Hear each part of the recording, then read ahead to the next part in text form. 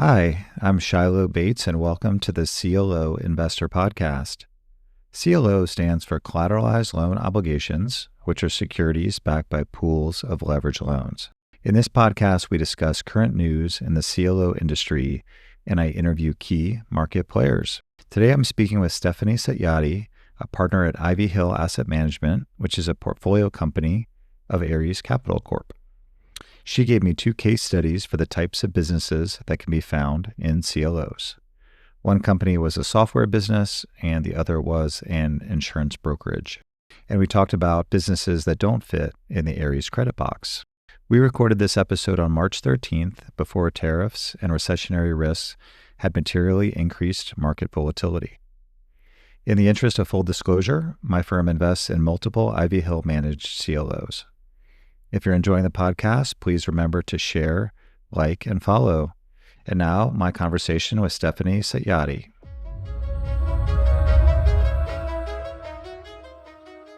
Stephanie, thanks so much for coming on the podcast.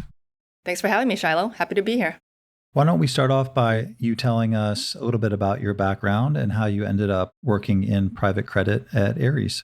Sure. So I began my career on the buy side, straight out of school, in a credit training program at a large mutual fund.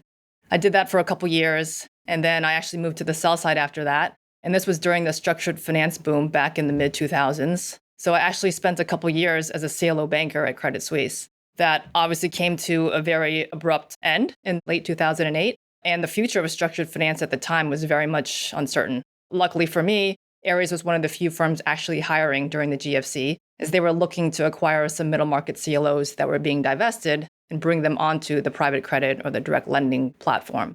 So in mid-2009, I joined the firm, and I actually had this hybrid role. I covered industries and portfolio companies and looked at new deals, but I also helped onboard and manage these middle market CLOs as those structures were new to the Ares direct lending platform at the time. It was a great fit for me. I was able to get back into fundamental credit, but also utilize the experience and knowledge that I gained at CLOs. And so fast forward 15 plus years later, it's gone by in a flash, really. But I'm now a partner at the firm, and I continue to be involved both on the credit side as well as our strategic efforts, such as our middle market CLO issuance and management. Were the CLOs that you acquired, were those from Allied? So some of them were from Allied, yes. Some of them were from Wells Fargo, who was divesting them, or Wachovia at the time was exiting the business. So there's a lot of private credit managers out there. Maybe tell us a little bit about your platform and how you guys see yourself as differentiated. We've been doing this a long time, so we absolutely have the experience. But I think what really sets us apart is our scale, and particularly our origination and sourcing capabilities, which allows us to be highly selective. We also focus on all market sizes. Some direct lenders focus on one end of the market or the other, but we cover the spectrum. We focus on the core middle market, but we can play for sure in the upper middle market as well as the lower end. And that allows us to find the best risk-adjusted return opportunities in all market environments. We also have a large incumbent portfolio numbering over 550 names today. And that provides us opportunities for additional capital deployment, even when the M&A market is slow, as it has been. And then lastly, we have a robust portfolio management approach with a large team dedicated purely to restructurings, which I think is critical to be investing in this space. So all these things, those are what sets us apart. It all comes with time and tenure. It's not easily replicable, but that's, I think, what differentiates us and what drives a track record that we can be proud of. And just definitionally, how would you guys describe core middle market versus upper middle market? I think people have different types of definitions for that, but core middle market, call it anywhere 30 to 75 million of EBITDA, maybe up to 100 or so. Upper middle market, over 100 million, and then lower middle market at the lower end of that scale. Got it. So one of the things I wanted to cover with you today is that often when I'm educating people about CLOs, I find the first place to start is just what are the underlying assets in the CLO? So there might be 100 different private credit loans that go in there. And I was hoping we could just maybe walk through a case study or two. And I understand it'll be on a no names basis, but maybe just to give our listeners a sense for the kinds of loans that are going into your CLO vehicles. Sure. At a high level, it's primarily first lien senior secured loans to private middle market companies, and nearly all sponsor backed. These are all true cash flow loans, so they're EBITDA based. And as I mentioned, it covers the entire EBITDA spectrum from, call it a $10 million EBITDA company, all the way to hundreds of millions of dollars of EBITDA. One thing too that is different for us in the middle market versus some other players is that we run highly diverse portfolios. So you're going to see well over 100 loans in each CLO. Some other middle market portfolios might be more chunky than that. Our average borrower sizes are around, call it half a percentage points. That obviously benefits a diversification in the event any one negative credit event happens. And as far as a case study, I can tell you about a loan that we've been in, an asset we've been in for years now. And this is a software company. And software is an industry that we like a lot and have a lot of experience doing, investing in, and had a lot of success. So a top tier software sponsor was acquiring this company. And what we liked about it was all the things that you see in good software companies. A reliable revenue stream based on SaaS subscription model, sticky customer relationships, very high switching costs, and therefore high customer retention metrics, a diverse blue chip customer base, and favorable industry tailwinds, meaning there was white space for the company to continue to grow. And typically what we do for these types of opportunities is we obviously look at what we like about it. And that's basically what I just described. And that's our investment thesis. And we're going to pursue that opportunity in a two-stage process. The first is we're going to screen it with our committee, assuming we like the business, and talk about it with our investment committee members and figure out what are the risks in the business. Obviously, although we like software a lot, there's some key risks and sometimes there are more than others. So we'll talk about those risks and figure out what is our diligence path. How are we going to mitigate those risks? So for this particular company, competition was a big one. Although it did have a leading market position, it still competed against larger providers of end-to-end software solutions, as well as smaller providers offering point solutions, as well as homegrown solutions that customers were using, such as Excel-based software. And what we did is we were able to find out how the company differentiates itself. And that could be done through customer calls. It can be done through market research reports that a consultant would commission. It could be done through GLG, or basically industry calls to industry experts. And we found that the company itself differentiated itself by offering high quality software in a very niche market with very significant switching costs. And that was demonstrated through historical customer and retention rates. And the industry itself was demonstrating strong growth as customers were transitioning away from homegrown solutions to more sophisticated software. And there was also opportunity to penetrate the existing customer base through cross-selling. As far as some other risks that we identified, even though we avoid highly cyclical industries, this particular company was selling to some cyclical end markets, such as chemicals and manufacturing. But we found that this company was still diversified across various end markets. So you would expect that not every market would cycle at once, and was even more diversified by end customer. And more importantly than that is that this software was so critical to a company's business that even in a softer macro environment, we did not see that customers would be willing to switch out the software just because they had to use it to continue to operate.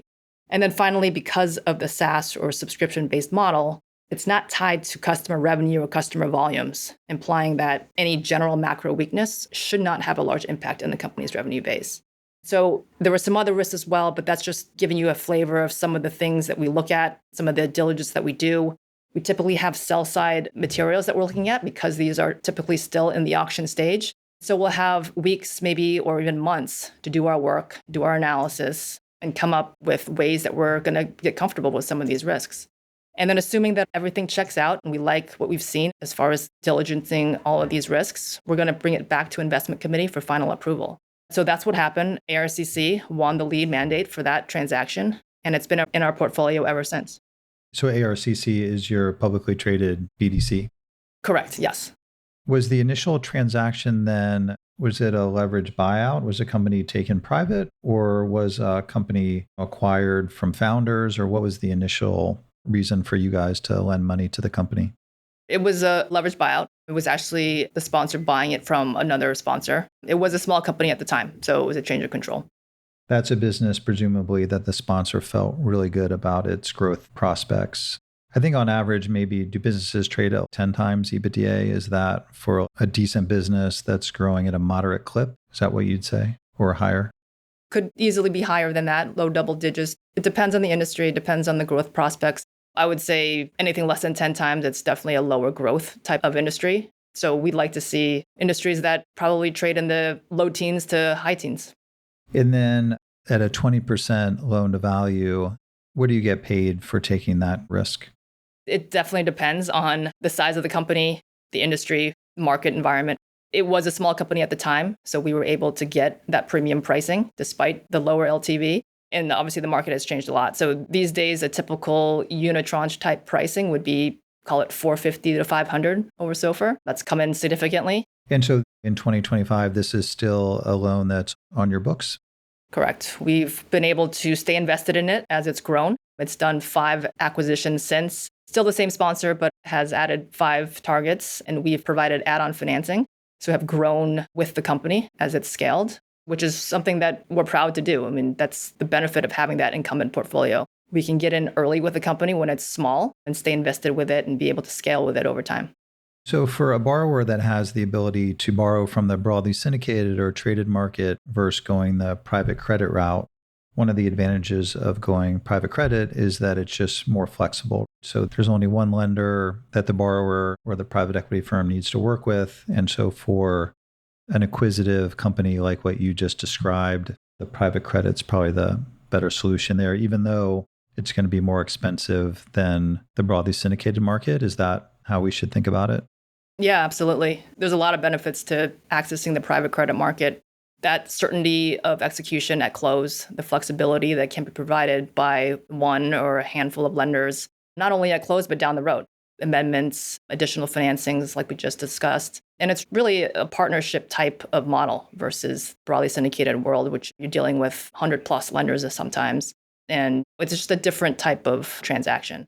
Each market has its pluses and minuses, and certainly in the upper middle market, sponsors are going to look at both and dual track processes and figure out what works for them. But the private credit world definitely has its benefits.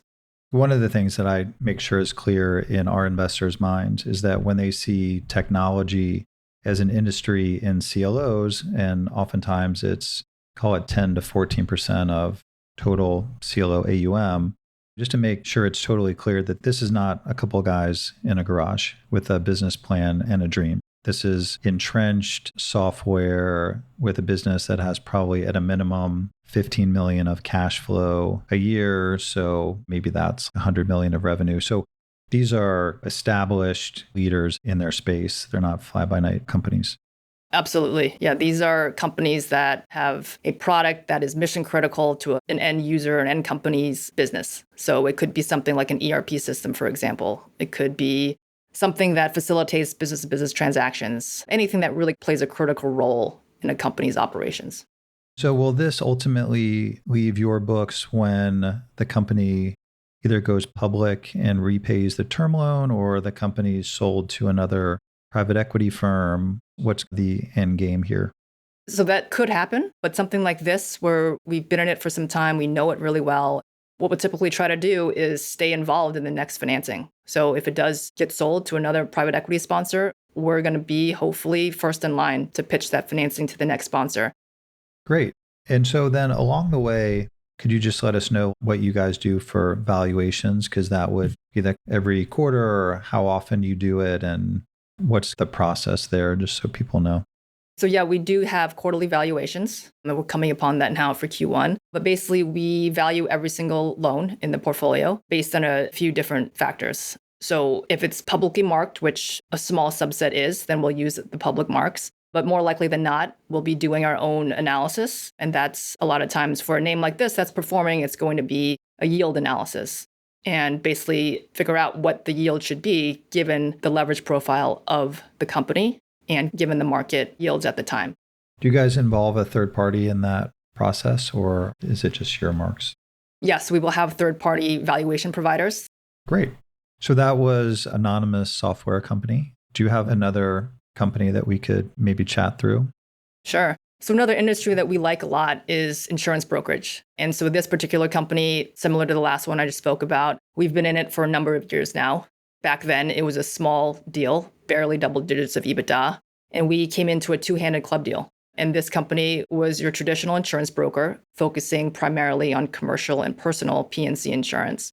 What we like about this space and this company itself is that it has a very recurring revenue model that's driven by commissions generated by policy renewals. And that's demonstrated by strong historical retention rates, as customers typically don't change brokers, and consistent organic revenue growth, including downturns such as COVID. The industry itself is recession resistant. And in general, it's a growing sector, given the demand for insurance products is only increasing, given the complexity of businesses today. It's not to say the industry is not without its risks. So for this particular company and the industry in general, it's a roll-up strategy. There's a lot of mom and pops out there that private equity companies are rolling up to create larger, more sophisticated platforms. And so execution and integration risk of that M&A strategy is critical to being successful here. So not only identifying them, but integrating them smoothly and quickly, that's key. And we found that this company had a strong track record of doing that and was also able to demonstrate that these acquisitions continue to grow post-close, driven by retaining the key employees and driven by retaining those customers after the fact. It's a competitive market. As I mentioned, there are still a lot of mom and pop shops out there. So it's highly fragmented, and there's other scaled players as well. But we found that local relationships with the end client is important in this industry. And because this company was able to build regional density in its key markets, it was able to retain those customers, grow revenues, grow client retention, and have strong organic growth even past any of the acquisitions it's made. And then back then, because it was such a small company, one of the key risks was retaining producers or the employees that sell these policies to the end users. Being able to mitigate that risk was key for us. We were able to validate that the company has been able to retain its producers historically, and they were able to do that because they were aligning interests, and typically that's done by equity ownership in the company. So that's just another example of a name in an industry that we really like and has stayed in our portfolio for a long time. So in insurance brokerage, these are just agents that are placing policies. They're not actually taking the underlying insured risk there. Correct. There is no underwriting risk that these brokers are taking. So is the idea with a company like that they'll grow through these tuck-in acquisitions until, again, there's another exit to another sponsor or through an IPO? Yeah, these are typically structured with DDTLs. So that's another benefit of private credit versus the BSL market. So that's the delayed draw term loan option they have? Yeah, exactly. So they'll utilize that DDTL through the life of the investment and be able to add on these acquisitions post-close. In this particular case, that has happened, but it's also changed hands to a couple other sponsors during this time frame, and we've stayed invested through those as well. And the EBITDA is now into the hundreds, and we're still part of the lending group, and hopefully we'll stay invested. So those were two companies that, as you said at the beginning of the podcast, might represent 0.5% of AUM in a CLO. And I could definitely understand the merits of those and why they would work for you guys. But what are some risks that you guys focus on that just are maybe non-starters, companies you're going to screen out? Highly cyclical industries we avoid. Anything such as oil and gas, commodity-based sectors such as chemicals or metals, construction, anything highly discretionary like gaming or leisure. Those are typically not areas where we're going to play. And then anything that has significant concentration, and particularly customer concentration. For us, that's credit 101. And especially the smaller a company is, if you have any outsized concentration, that could be pretty meaningful. It could mean game over for these types of companies as something happens to that customer.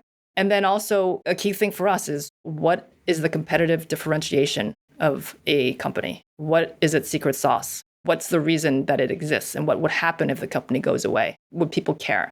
So those are the key questions that we ask ourselves. If we can't answer those, we don't really know what differentiates it, that's going to be a non-starter. And if it has any significant concentration, definitely by customer, but also by product. If it's a very niche product, one product type of company, that's going to be probably a non-starter for us too.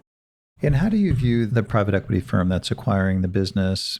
How much weight do you put on that? If it's somebody with a great PE track record over a decade plus, or a newer private equity firm, does it matter? Or is it a key item for you guys? It matters for sure. It's definitely something that we will consider. It's not to say that we won't do something with a newer firm, but it's got to check all the other boxes. And we have to have conviction around that newer private equity firm. Maybe they came from another shop before, so we know those professionals there. But certainly a private equity shop having the experience in a particular industry. So for example, in software, we know who all the top software sponsors are. In insurance, there's some specialized private equity firms that like that space and have intimate knowledge of it. There's others that specialize in carve-outs, for example. So for a carve-out type of transaction, we're going to want to see that. It's certainly a factor that we'll look for because that's our ownership. We want to make sure that they know what they're doing and we have the expertise coming in. Are there any large private equity firms that do a lot of LBOs that you won't work with? You don't have to give me any names. For certain firms that maybe have some reputational issues, we'll take that into consideration for sure. We work with basically many, many sponsors. We cover, I think, over 500 sponsors these days, so a wide variety, which is good for us, so we don't have to rely on any one sponsor or set of sponsors. But yeah, if they're known for being aggressive with lenders or having very loose documentation, that's certainly something that will factor into our decision. Okay, appreciate that. Just then maybe transitioning to market trends. So across private credit and broadly syndicated, we've seen more favorable borrowing costs. That's certainly been the trend really since, well, dramatically, I guess, over the last year or so. How is that affecting your business? And I guess it represents lower returns for investors, but maybe just describe the trend to lower borrowing costs, lower spreads, and how that's affecting your business. You're right. Spreads have definitely compressed. It's driven by the competitive market environment today, but also due to generally better credit performance than I think many of us would have expected. At this point, we think spreads have largely bottomed out. But as you mentioned, base rates are still higher, and we believe that they will stay higher for longer. So at the level we're at, we're still earning an attractive yield, given that we're 100% floating rate. At the same time, for our CLOs, the fact that spreads have come in means that our liability costs have come down as well. And so that's been a benefit for us. But equity arbitrage still definitely makes sense for us, given where we are. So after these loans are originated, and if spreads have tightened in the market, I mean, how long is it before the CFO of the underlying company can come back to you and ask for a lower spread? Usually it's a 6-month non-call. Sometimes it could be 12 months. We've seen borrowers repricing for sure, sometimes twice. We think that's largely over for the most part, especially the market recently has sold off a bit and softened a bit. A lot of loans are no longer trading above par. So hopefully that repricing wave is behind us. From the perspective of CLO equity, yeah, we see it on both sides. So on the one hand, the loan spreads, the assets are paying us less in terms of yield. However, we've been able to refinance and extend the lives of many of our CLOs with good borrowing costs. So we care about the net difference between the two. But then if you're a CLO debt investor, on the one hand, you probably think the economic outlook's pretty favorable. At least that was the expectation, I guess, before a couple of weeks ago. So spreads are coming in, but you probably feel pretty good about your prospects for getting repaid. Has talk of tariffs or proposed or tweeted tariffs, has that affected your business there? It's hard to keep up with tariffs as it's changing every day, it seems, but it's certainly something we're staying on top of. We have a 50+ person portfolio management team. We have individual deal teams that are in constant contact with management teams and sponsors. So we've already done a pretty comprehensive analysis of the portfolio, and we're continuing to refine that as things change. For the most part, it looks like we have very limited exposure. And a lot of that is due to the industries we like and that we overweight, such as software and insurance brokerages and services-based types of industries. But like I said, it's something we'll continue to monitor. We're doing our homework. We're staying on top of government cost cutting or AI impacts, things like that. Everything is creating a lot of uncertainty. But the way we run our business is that we have that PM team, we have our deal teams that are in constant dialogue. So we'll just continue to refine our analyses as we go. And then one trend also in the market, I think, is borrowers continuing to ask for deals without financial covenants. As a lot of money has been raised in private credit, do you feel like the docs that you're getting are still pretty good and you're getting financial covenants when you need them, especially when the companies are a little smaller? How should we think about that dynamic? The smaller companies absolutely will have financial covenants. The upper middle market, you're seeing that less and less. But for us, where we play, like I said, we can pivot across the spectrum. So if we think it's getting too competitive in the upper middle market in terms of pricing, in terms of documentation, we can go back down to the core middle market or the lower middle market and find that we're getting better risk-adjusted opportunities there, given pricing or leverage or documentation. So we're very focused on docs. Obviously, given what we've seen in the BSL market, we're focused on getting all the named collateral protections. So even for a company that may not have a financial covenant, oftentimes those other negative covenants are more important. And so we actually have a page in every single investment committee memo now that goes through red, yellow, green through every single type of term and what we're looking for and what the document has and how we can improve upon it. How many private credit CLOs does Ares usually issue in a year? So Ares Direct Lending last year started issuing CLOs for the first time, in addition to Ivy Hill, which had been doing it since its inception. So Ivy Hill is focused on resets given that we've had a bunch of older vintage CLOs coming out of its non-call period or ending reinvestment. So we're looking to reset those at today's more favorable cost of capital. And then the direct lending side, this is a newer avenue for financing, but they're actively doing that as well and looking to do more new issue this year. Does the pickup in CLO issuance on your platform, does that reflect just how big you guys are? And at some point, if you want to lever a diversified portfolio of loans, you can either go to banks, as you know, or borrow through the securitization market. So that's a CLO. Does more CLO issuance just mean you see better financing terms from CLOs, or maybe you've outgrown a few of your banking relationships? I think we'll continue to have both, to be honest. We have some very strong banking relationships and some facilities out there that we've had for a number of years that will continue. I think it's just more having both sources of financing as options. You never know when one market is going to be more favorable than another. And so as the middle market CLO industry has grown in terms of investor base, in terms of interest in it and depth of the investor, and as economics have become more compelling there as well, we're going to continue to access that, but keep those banking relationships open as well. And then just one last question. So you mentioned Ivy Hill. Could you just explain the relationship there between Ares and Ivy Hill and what the difference is? So Ivy Hill is a portfolio company of ARCC. It was founded in 2007 as a senior loan asset manager. The strategy back then was to be the primary source of first lien senior secured loan investments, because back then the ARCC core products were really more second lien, preferred equity, junior capital, et cetera. So Ivy Hill was the primary pocket of capital for first lien middle market loans. Great. Well, Stephanie, is there anything else topical in private credit that we could discuss? I think we hit on the most topical stuff, which is tariffs and some of the never-ending policy changes that seem to be dominating the headlines.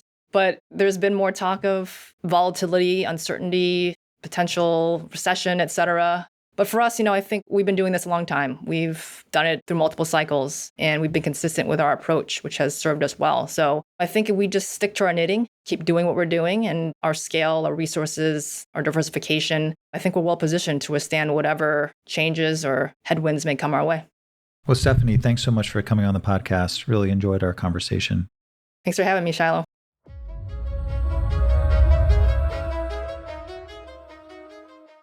The content here is for informational purposes only and should not be taken as legal, business, tax, or investment advice or be used to evaluate any investment or security. This podcast is not directed at any investment or potential investors in any Flatrock Global Fund.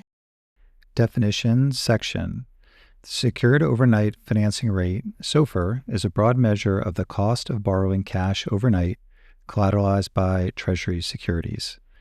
The global financial crisis, GFC, was a period of extreme stress in the global financial markets and banking systems between mid-2007 and early 2009. Credit ratings are opinions about credit risk. For long-term issues or instruments, the ratings lie on a spectrum ranging from the highest credit quality on one end to default or junk on the other.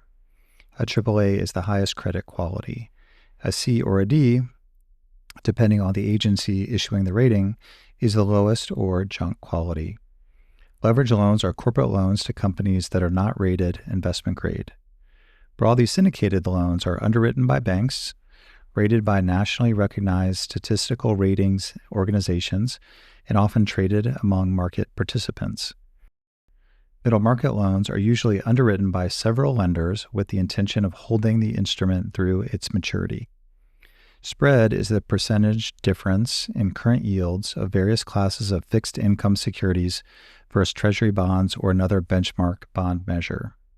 A reset is a refinancing and extension of a CLO investment period.